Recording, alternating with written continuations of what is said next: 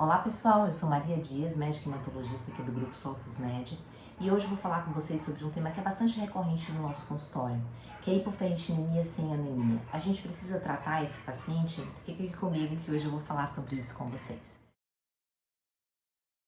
Qual é o cenário, né? A gente está ali no consultório, chega aquele paciente que vem com poucos sintomas ali de fadiga, então um paciente oligossintomático, que veio com os exames ou exames que a gente solicitou, demonstrando uma ferritina baixa, por vezes extremamente baixa, uma ferritina abaixo de 10, e a gente vai direto para o hemograma e se surpreende que aquele paciente não tem anemia.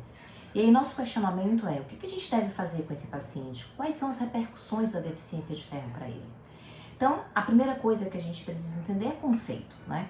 Então, pra gente, e considerando a maioria dos guidelines, hipoferritinemia é aquela ferritina menor do que 30.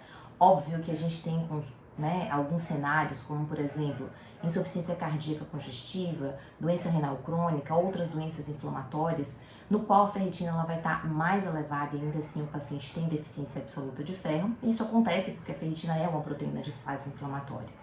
Então, nesse cenário, a gente lança a mão de outros exames, como por exemplo a saturação de transferrina, que vai estar geralmente abaixo de 20, ou outras provas inflamatórias, como por exemplo VHS e PCR, que também vai dar alta e ajuda a gente a interpretar melhor esses exames. A outra questão que a gente deve considerar aqui, então a segunda, são as repercussões metabólicas da deficiência de ferro. Então aqui a gente está falando das repercussões da deficiência de ferro em tecidos não hematopoéticos, certo? Então a gente tem uma redução da estocagem do oxigênio na mioglobina, uma redução da eficiência energética e redução da capacidade oxidativa tecidual, levando a sintomas nesses pacientes. Se a gente for aqui, né, separar por especialidades, se a gente for pensar, né, em subgrupos de pacientes, por assim dizer, a gente tem, por exemplo, nos pacientes com insuficiência cardíaca, já demonstrado que mesmo naqueles pacientes sem anemia, quando a gente faz uma reposição, e aqui é uma reposição parenteral de ferro, eles têm uma melhora de qualidade de vida, uma melhora de sintomas e uma redução de internação, tanto naqueles pacientes com insuficiência cardíaca com fração de ejeção preservada quanto reduzida. E, portanto, a reposição parenteral de ferro, mesmo em pacientes sem anemia, passa a ser uma recomendação da maioria das sociedades de cardiologia, dentre elas a Sociedade Brasileira.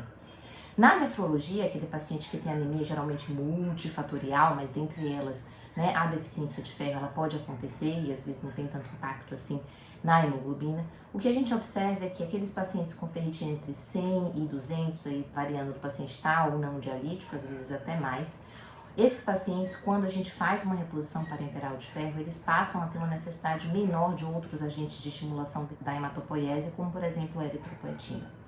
E aí aqueles grupos são mais frequentes também no nosso consultório. Mulheres, né, tanto pós quanto pré-menopausa, com ferritina, aquela fadiga que já foi investigada de todas as formas, mas a paciente continua com fadiga. Então essas pacientes, mesmo sem anemia, quando elas têm uma deficiência de ferro, uma deficiência absoluta de ferro, aí como eu falei, caracterizada pela ferritina menor do que 30, elas têm uma melhora sintomática expressiva na reposição de ferro, e atletas também no mesmo cenário, eles têm uma melhora de performance quando a gente faz a reposição de ferro. Então o que a gente pode observar aí é que em diversos grupos diferentes, tanto aqueles pacientes que têm doenças quanto aqueles pacientes que são, né, sem comorbidades, por assim dizer, a gente tem o benefício da reposição de ferro, com melhora sintomática, e alguns melhora, como por exemplo mais objetiva, que são desfechos como internação nos pacientes com insuficiência cardíaca. Então a hipoferritinemia não deve ser ignorada. A terceira coisa que a gente deve considerar aqui vai ser, bom, agora a gente já entendeu que a gente precisa tratar esses pacientes, mas como a gente deve tratar esses pacientes e como a gente deve investigar esses pacientes. Isso aí vai ser assunto para um próximo vídeo.